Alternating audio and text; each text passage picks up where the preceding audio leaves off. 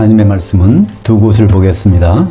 먼저 요한복음 1장 29절입니다. 이튿날 세례 요한이 예수께서 자기에게 나오심을 보고 이르되 보라 세상 죄를 지고 가는 그 하나님의 그 어린 양이로다. 요한계시록 5장 6절 내가 또 보니 그 보좌와 그 네 생물들 한가운데와 그 장로들 한가운데에 한 어린 양이 서 있는데 일찍이 죽임을 당한 것 같더라. 그에게 7 뿔들과 7 눈들이 있으니 이 눈들은 그 온 땅으로 보내심을 받은 그 하나님의 7 영들이더라. 오늘 말씀 가지고 요한의 어린 양과 예수님의 새 이름이라는 제목으로 말씀을 나누겠습니다. 우리 주님은 예수 그리스도이십니다. 예수 그리스도에서 예수는 이름이고요. 그리스도는 직분을 나타냅니다. 그리스도는 헬라어로 크리스토스라는 말에서 우리말로 번역한 건데요. 크리스토스는 크리오라는 단어에서 온 것입니다. 크리오는 기름을 붓다 그런 뜻이거든요. 크리스토스는 그거의 수동형이죠. 그리고 크리스토스는 기름 부어진 사람이라는 뜻입니다. 구약에서는 메시아라고 하고 신약에서는 바로 크리스토스라고 하죠. 그러니까 누구에게 기름 붓나요? 구약에서 보면 선지자에게 기름을 붓습니다. 또 제사장에게 기름을 붓고요. 또 세 번째는 왕에게 기름을 부어서 세웁니다. 그러니까 예수님은 선지자이셨고 지금은 제사장이시며 앞으로 천년왕국의 왕이 되실 분이십니다. 그래서 우리는 예수 그리스도 하면 예수님의 이름과 직분이 같이 들어가 있는 것이죠. 근데 그 예수 그리스도를 성경에서 다른 말로 표현합니다. 오늘 본문에 나오는 어린 양이라는 것이죠. 근데 어린 양이 두 가지가 있습니다. 헬라어로는 두 가지예요. 암노스라는 어린 양이 있고 아르니온이라는 어린 양이 있습니다. 암노스는 남성 명사입니다. 아르니온은 중성 명사예요. 그 차이점이 무엇을 의미하는지 오늘 말씀을 통해서 우리가 살펴보기를 원합니다. 세례 요한은 예수님을 암노스라고 불렀습니다. 성경에 그 요한이라는 이름을 가진 사람이 크게 세 사람이 나오죠. 세례자 요한, 사도 요한, 또 마가 요한. 히브리 사람들이요 원래 성이 없습니다. 그래서 이름 앞에다가 뭘 붙여야 그 사람 누군지를 특정하게 되는 것이에요. 그러니까 세례 요한이라는 것은 세례를 베푸는, 침례를 베푸는 그런 사람으로서 요한이라는 뜻입니다. 근데 세례 요한은 예수님을 어린 양으로 부르는데 그 어린 양이 암노스라고 한 것입니다. 요한복음 1장 29절 보면 보라 세상 죄를 지고 가실 그 하나님의 어린 양 이로다. 여기서 암노스는 남성이라고 그랬죠. 그러니까 남성, 여성, 중성이 왜 중요하다 하면 제물은 반드시 남성이나 여성, 수컷이나 암컷을 제물로 드리게 돼 있습니다. 중성은 제물로 드릴 수 없어요. 그래서 여기에 암노스는 바로 제물 대신, 속죄 제물 대신 주님을 이렇게 암노스라고 말하고 있는 것이죠. 그러니까 6월절 날 제물은 어린 양 수컷을 드려야 됩니다. 그래서 그 제물로 죽임을 당하신 것입니다. 세상죄, 결국 세상죄라는 것은 세상에 있는 우리 죄를 말하는 것이죠. 우리 죄를 담당하기 위해서는 반드시 어떤 대가가 치러야 될까요? 죄가 있으면 반드시 죽음으로 대가를 치르게 됩니다. 그래서 로마서 6장 23절 보면 죄의 삭은 사망이요 그 하나님의 은사는 선물은 그리스도 예수 우리 주 안에 있는 영생이니라. 우리가 앞으로 천년왕국에서 천년 동안 살게 해주신 그걸 위해서 예수님은 십자가에서 죄를 짊어지신 그 암노스가 되셨다는 것입니다. 그러니까 예수님 오셔서 피를 흘리시는 것은 중요한 일이지만 그것을 어떻게 흘려야 될까요? 율법에 있는 그 방법대로 피를 흘려야 하나님의 어린 양이 되는 것입니다. 그래서 예수님은 십자가에 달리시는 6월절 날 그 닷새 전에 간택을 받으셨어요. 6월절 양을 잡는 방법은 출애굽기 12장 3절부터 자세히 나오는데 3절에 보면 6월절 닷새 전에 그 양을 취해서 그것을 4일 동안 점검을 한 다음에 흠이 없는 것이 확정되면 그럼 그날 저녁에 바로 잡아서 피를 낸다고 돼 있는 것이죠. 예수님은 그 절차대로 했다는 것을 우리는 어디서 알 수 있을까요? 요한복음 12장 1절에 보면 6월절 엿새 전에 베다니에 도착하셔서 그날 저녁에 만찬장에서 바로 어떤 일이 벌어졌습니까? 베다니 마리아가 향기름을 갖다가 예수님 머리에다 분 것이죠. 발에까지. 유대인들은 하루 시작이 언제일까요? 저녁 6시부터입니다. 그러니까 만찬이 벌어졌다는 얘기는 바로 6월절 닷새 전이죠. 엿새 전에 낮에 도착했었는데 그날 저녁 만찬 되면 닷새 전입니다. 그때 예수님께 향기름을 부어서 바로 기름 부음을 받은 자 그리스도가 된 것입니다. 그래야 이분이 효력이 있어요. 그때 사도들도 그런 걸 전혀 몰랐죠. 제사장들도 그런 걸 몰랐습니다. 근데 그것을 유일하게 안 사람, 바로 베다니 마리아가 우리는 향유를 예수님께 받았다고 노래하고 있는데 바친 게 아닙니다. 그걸 선물로 드린 게 아니에요. 그걸 깨트려서 기름을 부은 것입니다. 베다니 마리아의 훌륭한 점은 향유를 드리지 않고 깨쳐서 크리오해서 크리스토스를 되게 하신 제물로 예수님을 선포한 그 일이기 때문에 그렇습니다. 마태복음 26장 13절에 어떤 말씀이 있을까요? 예수님이 그 자리에서 이 말씀했어요. 온 천하에 복음이 선포되는 것은 이 여자가 오늘 나게 한 일을 반드시 생각나게 해야 된다는 거예요. 그게 왜 그럴까요? 우리 모든 죄를 위해서 기름 부음을 받은 분이 예수님이라는 것을 사람들이 알게 돼야 된다는 것입니다. 그게 복음의 핵심이라는 거죠. 고린도전서 5장 7절에 보면 우리의 유월절 양 곧 그리스도께서 희생이 되셨느니라. 그러니까 예수님이 십자가 달리신 것은 그냥 달리신 게 아니라 유월절 맞게 어린 양 수컷으로 거기에서 달리셔서 그 효력이 지금까지 우리에게 있다는 것입니다. 세례 요한의 제자였던 베드로, 그 베드로가 나중에 베드로전서를 기록하면서 어떤 말을 할까요? 베드로전서 1장 19절 오직 흠없고 점없는 어린 양 같은 그리스도의 보배로운 피로 된 것이니라. 우리가 영의 구원을 받은 것, 그것은 어린 양의 피로 된 것이라는 것입니다. 그때 이것은 암노스입니다. 이때 왜냐하면 그분의 제물로 드리는 것을 말하고 있으니까 암노스, 그 우리말 번역은 그냥 어린 양이라고 번역하고 있습니다. 근데 예수님은 유월절에 암노스의 어린 양으로 피를 흘리셨는데 절기는 유월절이 끝이 아닙니다. 유월절이 시작이죠. 레위기 23장에 보면 7개의 절기가 나옵니다. 6월절부터 시작해서 장막절로 끝나죠. 그 7개의 절기는 골로새서 2장 17절에 보면 그림자라고 되어 있습니다. 누구의 그림자요? 그리스도의 것의 그림자라고 되어 있는 것이죠. 예수님 앞으로 하실 일들을 그 절기로 설명해 주시는데 그 첫 번째가 6월절날 어린 양으로서 예수님은 그것을 이루셨습니다. 그러니까 그 다음부터는 바로 뭐가 나올까요? 6월절 다음에는 바로 무교절입니다. 그 다음에 초곡절, 그 다음에 오순절, 나팔절, 속죄절, 장막절까지. 그러니까 6월절에 암노스로 되신 것은 그분의 첫 단추입니다. 그 다음부터는 무슨 일을 하셨을까요? 그것을 베드로전서 3장 18절 19절에 기록하고 있습니다. 바로 예수님이 유월절을 어떻게 지키셨는지, 그리스도께서 단번에 죄를 위하여 죽으사 의인으로서 불의한 자를 대신하였으니 이는 우리를 하나님 앞으로 인도하려 하심이라. 육체로는 죽임을 당하시고 영으로는 살리심을 받으셨으니 그가 또한 영으로 가서 옥에 있는 영들에게 선포하시니라. 복음을 선포하시니라. 베드로전서 4장 6절에 보면 그것이 바로 복음이 선포라는 것을 말하고 있죠. 주님은 곧바로 유월절 다음에 곧바로 무교절 중에 음부, 그것을 베드로는 뭐라고 말씀하고 있죠? 옥이라고 합니다. 그죠? 사도행전에서는 누가가 음부라고 기록하고 있는데 베드로전서에서는 옥이라고 말씀하고 있죠. 그러니까 음부는 한번 들어가면 거기서 자기 의지로는 못 나오는 것입니다. 옥에 있는 영들에게 복음을 선포하셨고, 그리고 세 번째 절기인 초곡절에 부활하셨습니다. 이렇게 세례 요한이 보고 베드로가 증언한 어린 양은 암노스, 남성의 암노스였습니다. 근데 사도 요한이 요한계시록에 보면 셋째 하늘로 이끌려가서 바로 그 어린 양을 봅니다. 그 어린 양은 어떤 어린 양일까요? 요한계시록 5장 6절 보면 또 내가 보니 그 보좌와 그 네 생물들 한가운데와 그 장로들 한가운데에 한 어린 양이 서 있는데 일찍이 죽임을 당한 것 같더라. 사도 요한이 영으로 가서 셋째 하늘에 가서 본 그건 암노스가 아니라 이미 아르니온이었습니다. 중성이었어요. 이 말은 무슨 의미일까요? 더 이상 앞으로는 제물될 일이 없다는 것입니다. 그분은 앞으로 왕으로 오시고 신랑으로 오시고 앞으로 그런 나머지 경륜이 남아있는 것이 십자가에서 죄를 위해서 죽으실 분이 아니라는 것을 거기에서 보게 된 것입니다.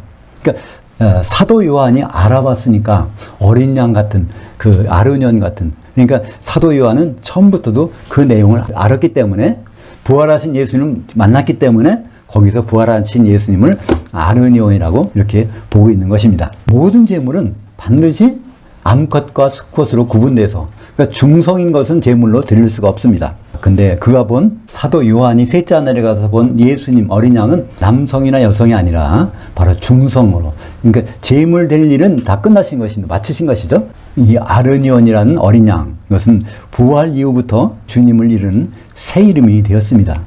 요한계시록 3장 12절에 보면 예수님의 새 이름이 나오는데 그 새 이름이 바로 암노스에서 바로 아르니온으로 바뀐 것. 남성의 어린 양에서 중성의 아르니온으로 바뀐 것이라고 되어 있습니다. 예수님이 죽으셔서 영으로 가서 복음을 선포하셨잖아요. 근데 이 영이라는 단어, 푸뉴마가 사실은 중성입니다. 푸뉴마는 남성도 아니고 여성도 아니고 중성이에요. 예수님은 죽음과 부활 후 살게 하는 생명을 주시는 영이 되셨습니다. 고린도전서 15장 45절에 보면 기록된 바 첫사람 아담은 사는 혼이 되었다고 함과 같이 마지막 아담은 살게 하는 생명을 주시는 영이 되었나니, 이때 영이란 단어가 이제 중성이죠. 고린도전서 15장 22절 아담 안에서 모든 사람이 죽은 것 같이 그리스도 안에서 모든 사람이 살게 됨을 얻으리라. 그래서 예수님은 우리를 어떻게 하십니까? 천년왕국에서 그분과 같이 살게 해주시는 그분이 되신 것입니다. 세례 요한은 예수님을 세상 죄를 지고 가는 암노스로만 알고 더 이상은 인식하지 못했습니다. 근데 세례 요한이 처음부터 그랬을까요? 세례 요한은요, 처음에는 그걸 하나님이 계시를 받아 알았어요. 예수님 볼 때 나는 이렇게 물로 세례 주지만 저분은 성령과 불로 세례 주실 분이야, 그렇게 말했는데 그거를 자기가 말해놓고 나서도 그걸 까맣게 잊어버리고 있었던 것입니다. 마태복음 3장 11절에 그는 성령과 불로 너에게 세례를 베푸실 것이요. 그러면 물 세례는 무엇일까요? 물에 잠기게 하는 것입니다. 성령 세례는 성령에 잠기게 하는 것이고요. 불 세례는 불에 잠기게 하는 것입니다. 에베소서 4장 5절에 보면 세례는 하나요. 한 시대의 세례는 하나밖에 없다는 것입니다. 세례 요한이 활동할 때는 그 물 세례밖에 없었고, 예수님이 이제 우리에게 주시는 세례는 성령 세례고, 그걸 못 받은 사람들은 결국 불 세례를 받는다는 것인데, 그 불 세례가 지옥불에 잠겨서 천년 지내는 것을 말하는 것이죠. 세례 요한은 요한복음 1장에 보면 이런 말 합니다. 내가 이렇게 물로 세례를 주고 있는 것은 나에게 물로 세례를 베푸려고 하시는 그분이, 하나님이 누군가에게 바로 내가 물로 세례 줄 때 성령이 임하시는 걸 보면 바로 그분이 바로 그리스도라는 것을 알리게 하기 위해서 그 말 때문에 나는 물 세례를 주고 있다고 말했습니다. 그렇다면 세례 요한은 바로 예수님이 그분이라는 걸 안다부터는 또 물 세례를 주면 안 되는 것이죠. 그죠? 계속해서 물 세례를 준다면 예수님이 성령으로 세례 주는 분이 아닌가? 그러니까 세례 요한이 아직도 물 세례를 주고 있지? 이런 생각을 하기 때문에 그걸 물 세례를 중단하고 대신 예수님 제자가 돼서 따라다녔으면 그게 정상입니다. 근데 세례 요한은 그 물 세례를 다 알고 실족을 하게 됩니다. 요한복음 3장 23절과 24절에 보면 예수님이 물로 세례를 받으신 다음에 어떤 일이 벌어지냐면, 그 세례 요한도 살렘 가까운 곳 에돈에서 세례를 베푸니 거기 물이 많음이라. 그러므로 사람들이 와서 세례를 받더라. 그 요한이 아직 그 옥에 갇히지 아니하였더라. 요한복음은 사도 요한이 기록한 것입니다. 사도 요한은 원래 세례 요한의 제자였어요. 그래서 자기 선생님이 바로 이분이 그리스도라고 해놓고 나서 다시 또 물 세례를 주고 있다는 것입니다. 그러면서 거기다 뒷붙인 말이, 우리 선생님이 이제 옥에 아직도 안 갇혔네. 저러다가는 옥에 갇혀서 이제 죽을 텐데, 이런 말을 하고 있는 것입니다. 그죠? 세례 요한은 결국 정치적 사건에 휘말려서 감옥에 갇힙니다. 그래서 감옥에 갇혀서 제자들을 시켜서 확인합니다. 예수님 당신이 그리스도입니까? 아니면 그리스도를 앞으로 오실 것을 기다려야 되나요? 이렇게까지 실족한 사람입니다. 생각이 완전히 거기에 머문 것이죠. 다시 말해서 죽임을 당한 암노스로 끝난 것입니다. 이분이 앞으로 아르니온으로 해서 통치하러 오실 분이라는 것을 꿈에도 생각하지 못하고 있었던 것이죠. 마태복음 11장 3절에 보면 제자를 통해서 세례 요한이 질문하는 내용이 나옵니다. 예수께 여짜오되 오실 그이가 당신이 오니까 우리가 다른 일을 기다려오리까? 이런 말을 하고 있다는 것이, 참 우리는 그냥 2000년 후에 지나간 얘기로서 이것을 읽고 있지만 사실 굉장히 딱하지 않습니까? 이분이 그리스도라고 해놓고 나서 당신이 그리스도 맞습니까? 하는 정도의 상태까지 갔다는 것은 참 심각한 것이죠. 마태복음 11장 6절 누구든지 나로 말미암아 실족하지 아니하는 자는 복이 있도다 하시니라. 예수님이 이 말씀하셨어요. 이 말씀은 언제 하셨을까요? 세례 요한이 제자를 시켜서 자기가 그리스도가 맞는지 안 맞는지 그걸 물어보게 되니까 예수님이 누구든지 나 때문에 실족하지 않는 자, 결국은 이 당사자가 세례 요한 아닙니까? 세례 요한은 그리스도를 알아봤다가 이미 실족했다는 것입니다. 그래서 마태복음 11장 11절에 여자가 낳은 자 중에 세례 요한보다 큰 이가 일어남이 없도다. 그리스도를 알아보고 이분이 그리스도라고 한 사람, 세례 요한이 천사니까 이 가장 큰 선지자라는 것입니다. 그러나 그는 실족했기 때문에 천국에서 극히 작은 자라도 그보다 크니라. 하나님이 통치를 받지 못하게 그냥 생을 마감한 것입니다. 예수님을 십자가에 달리신 암노스로만 생각하게 되면 하나님 자녀로 만족하고 끝나게 됩니다. 우리가 그런 하나님 자녀로 만족하고 끝난 상태에서 예수님 만나면 어떻게 될까요? 열처녀에 비유해서 그 다섯 처녀처럼 쫓겨나서 지옥에 들어가서 천년 동안 고생하게 되는 것이죠. 우리는 예수님을 암노스로만 생각해서 숙제 제물로만 생각해서는 큰일 납니다. 그분은 계속 다른 길을 가고 계세요. 7개 절기를 전부 다 마치신 다음에 결국 그 아로니오로서 우리를 만나게 되실 것입니다. 하나님의 최종 목적은 우리를 자녀 삼는 것이 아니라 우리를 한 신부로 해서 그리스도와 혼인하게 하는 것, 그것이 하나님의 최종 목적입니다. 지금도 많은 분들이, 많은 기독교인들이 그렇잖아요. 예수님 우리 죄를 사해 주셨다, 감사하다, 그러면 찬송한다, 죽으면 천국까지, 이런 말을 하고 있는데요. 그런 말은 성경에 없잖아요. 성경에 오히려 어떤 말씀이 있습니까? 하나님이 독생자를 주셨는데 그를 향하여 믿는 자가 멸망을 안 하고 영생을 얻는다, 천년왕국에서 삶을 얻는다고 말씀하고 계시지 않습니까? 근데 우리말 성경에서는 번역이 그를 믿는 자라고 되어 있으니까, 근데 거기에는 먼저는 그를 향하여 믿는 자, 예수님을 추적해 가면서 6월절에는 이런 일을 하시고, 그 다음에 무교절, 초곡절, 오순절, 나팔절, 속죄절, 장막절에 이렇게 하실 그분을 향해서 믿어야 천년왕국의 삶을 갖게 된다는 것이죠. 누구든 주님을 아르니온으로 믿고 있다면, 요한계시록에 나오는 그 아르니온으로 믿게 된다면 성령의 기름을 준비해서 혼인 만찬까지 들어가려고 하지 않겠습니까? 요한계시록에는 암노스라는 단어가 한 번도 안 나옵니다. 전부가 아르니온입니다. 요한계시록에는 아르니온이 29번 나오는데요. 그 중에 한 번은 13장에 적그리스도, 이 아르니온 같이 뿌리 달렸다 이렇게 할 때 적그리스도고요. 나머지 28번은 다 예수님에 대해 설명할 때 아르니온, 어린 양으로 나옵니다. 첫 번째는 죽임을 당한 흔적이 있다고 어린 양을 설명하고 있습니다. 요한계시록 5장 6절과 9절과 12절, 13장 8절, 그리고 속죄를 위해서 피를 흘리셨다고 그 아르니온을 설명합니다. 요한계시록 5장 9절, 7장 14절, 12장 11절. 또 두 번째는 7눈으로 교회를 살피신다고 말씀하고 있습니다. 어린 양이 7눈이 있어서 교회를 살피신다고 하고 있어요. 우리가 그냥 눈이 7개 닿으면 괴물같이 느껴지지 않습니까? 근데 거기서 설명이 있습니다. 7눈은 7영들인데 교회, 7교회를 살피시는 분이라는 것입니다. 그러니까 요한계시록 2장과 3장에 보면은 각 교회 담당하는 천사들 있지 않습니까? 그 천사들에게 예수님 천사가 다 이제 편지를 보내게 되죠. 바로 이 모든 교회의 성도들을 다 보살피는 그런 천사를 보내시는 분이 아르니온의 어린 양이라고 말씀하고 있는 것이죠. 세 번째는 두루마리 책을 펴고 성도들이 기도를 받으시는 그 어린 양 예수님, 아르니온 예수님. 그러니까 사도 요한이 셋째 하늘에 올라가서 그 두루마리 책이 인봉이 돼 있는데 그거를 펴볼 수가 없으니까 울고 그랬지 않습니까? 그거를 풀 수 있는 분은 바로 이 아르니온이시다라고 해서 그분이 또 5장 8절에 보면 요한계시록 모든 성도들의 기도를 받으시는 분이 그분이십니다. 지금도 예수님은요, 셋째 하늘에서 우리 기도를 받으세요. 근데 거기 뭐가 돼 있죠? 뭐가 들어가야? 향이 들어가야 기도가 상달되는 것입니다. 예, 요한계시록 5장 8절에 보면 거기에 우리말 번역이 이렇게 돼 있어요. 향들은 성도들의 기도들이라고 되어 있는데요. 그것은 번역이 잘못된 것입니다. 그 대접들은 성도들의 기도들이라는 거죠. 그 기도의 대접에 향이 안 들어가면 예수님께 올라가지 못한다는 거예요. 지상에서는 기도하지만은 거기에 예수님이 향이 안 담기면은 셋째 하늘까지 못 올라간다는 거죠. 예수 그리스도의 향, 예수 그리스도의 냄새, 그게 무엇이겠습니까?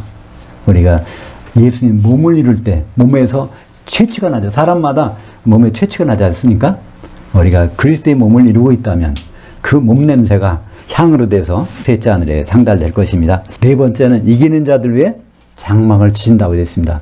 어린 양이 그분이 이기는 자들 위에다가 장막을 치시고 7장 9절부터 15절, 12장 11절부터 12절 심판하실 만주의 주요 왕의 왕이시다. 그냥 종으로 죽임당할 어린 양가 아니라 만주의 주 만왕의 왕. 요한계시록 6장 17절, 16절 17절, 13장 8절, 17장 14절에는 예수님을 왕으로, 아르니온을 왕으로 설명하고 있습니다. 다섯 번째로 장막절에 혼인하시는 분이 바로 이 아르니온이라는 것이에요. 어린 양의 혼인은 암노스의 혼인이 아닙니다. 바로 아르니온의 혼인이 바로 요한계시록 7장 9절, 19장 7절, 9절에 바로 아르니온이라고 특정하고 있습니다. 여섯 번째는 신부인 새 예루살렘 성전을 삼으시는 분. 이 어린 양이 바로 신부를, 어린 양을 성전, 새 예루살렘의 성전을 삼으시는 분이라고 요한계시록 21장 9절 또 22절에 말씀하고 있죠. 마지막으로 새 예루살렘, 하나님의 보좌에서 다스리실 분, 바로 어린 양이십니다. 그래서 이 어린 양은 두 종류가 있는데 바로 아르니온, 중성으로 나오는 어린 양이 앞으로 나타날 모든 것을 관장하고 계신 것입니다. 성경에 보면 후 3년 반 동안에 잠시 셋째 하늘로 올라간 교회가 있어요. 전체가 7개 교회인데 한 교회가 셋째 하늘로 올라갑니다. 전 3년 반에는 인을 맞아서 해를 받지 않고 후 3년 반에는 셋째 하늘에 올라가서 거기 시온산에서 있는 그 14만 4천 있는데 그들에게 어떤 이름이 있어요? 요한계시록 14장 1절 볼까요? 또 내가 보니 보라 그 어린 양이 시온산에 있고 그와 함께 14만 4천이 서 있는데 그 이마에는 그 어린 양의 이름과 그 아버지의 이름을 쓴 것이 있더라. 여기에 암노스의 이름이 아니라 바로 아르니온의 이름이 거기 있다는 것입니다. 근데 이 아르니온의 이름과 아버지의 이름 두 개만 있으면 될까요? 아직 한 개가 부족하죠? 그것은 공중에서 그것을 봅니다. 셋째 하늘에 올라갔다가도 예수님이 공중으로 재림하시면 그 14만 4천도 공중으로 내려와서 거기서 심판을 받게 되죠. 모든 교회는 공중에서 심판 받는 것이니까 그때 마지막 한 이름이 없으면 그거는 탈락입니다.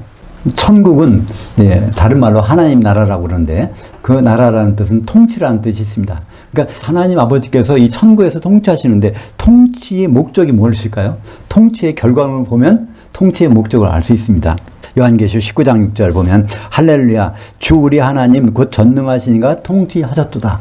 그러니까 성부 하나님께서 통치를 이제 완성하셨도다 그런 얘기죠. 그 어린 양의 혼인이 이뤘고 여기에 어린 양의 혼 암노스가 아니라 아르니온입니다. 아르니온이 혼인이 이뤘고 그의 아내가 자신을 준비했으므로 이 세마포옷은 성도들의 의로움들이더라. 그러니까 아르니온이 이 세마포옷을 보니까 거기에 성도들이 한 몸이 돼서 있는 그 모습이라는 것을 말씀해 주고 있습니다. 이것이 바로 하나님이 천지를 창조하시고 예수님 보내시고 마지막에 다시 오셔서 이루실 그 하나님의 통치의 결과물이 바로 어린 양의 혼인인데 그 어린 양은 암노스가 아니라 아르니온이라는 것입니다. 그러니까 신부들 이기는 자들이 이마에도 뭐가 있어야 될까요? 암노스가 아니라 아르니온의 이름이 있어야 될 것입니다. 이 계시록에 예수님을 지칭하는 아르니온 28번이 나오는데요. 그건 주님의 새 이름입니다. 모든 믿는 자의 노망 무엇일까요? 우리 모든 믿는 자는 뭐가 되기를 원합니까요? 성경을 본 사람, 요한계시록을 읽어본 사람은 금방 대답이 나옵니다.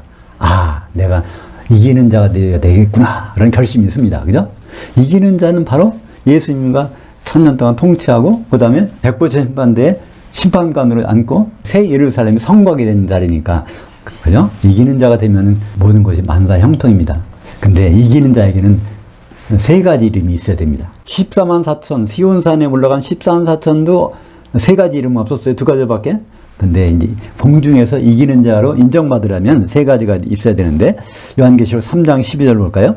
이기는 자는 그 하나님의 성전의 기둥이 되게 하리니 기둥이 되면은 성전에서 떨어져 나간 일이 없잖아요. 그가 결코 나가지 아니하리라. 내가 그 하나님의 이름과 여기서 그 하나님은 성부 하나님 여호와죠. 그 하나님의 이름과 그 하나님의 성 곧 그 하늘에서 내 그 하나님으로부터 내려오는 새 예루살렘의 이름과 어린 양의 아내라는 이름과 아르니온의 아내라는 이름이겠죠. 나의 그 새 이름 아르니온이라는 그 이름이 그 위에 기록하리라. 십자가에서 죽임당하신 어린 양은 암노스입니다. 그냥 암노스는 그분의 일정의 첫 단추입니다. 우리가 첫 단추만 끼면은 옷을 입었다고 할 수 없습니다. 그죠? 마지막 단추까지 끼야 되는데 그 마지막 단추까지 끼실 분은 어린 양 아르니온이신 예수님, 만왕의 왕, 만주의 주가 되시고 어린 양의 아르니온의 신부로 맞으실 우리 주님이십니다. 우리는 암노스로 예수님을 십자가에서 암노스로 죽으신 어린 양으로만 알면 예수님 오실 때 예수님은 어떻게 만나겠습니까? 예수님은 아르니온의 모습으로 오시는데 그분의 이름이 우리 이마에 있어야 그분의 신부가 되지 않겠습니까? 기도하시겠습니다. 예수님의 다른 이름 어린 양이신데 암노이셨다가 아르니온으로 나타나신 예수님을 우리는 확인합니다. 예수님 만날 때 아버지 이름과 또 새 예루살렘 이름도 있지만은 아르니온의 이름이 우리 이마에 다 새겨질 수 있도록 인도하여 주시옵소서. 예수님 이름으로 기도합니다. 아멘.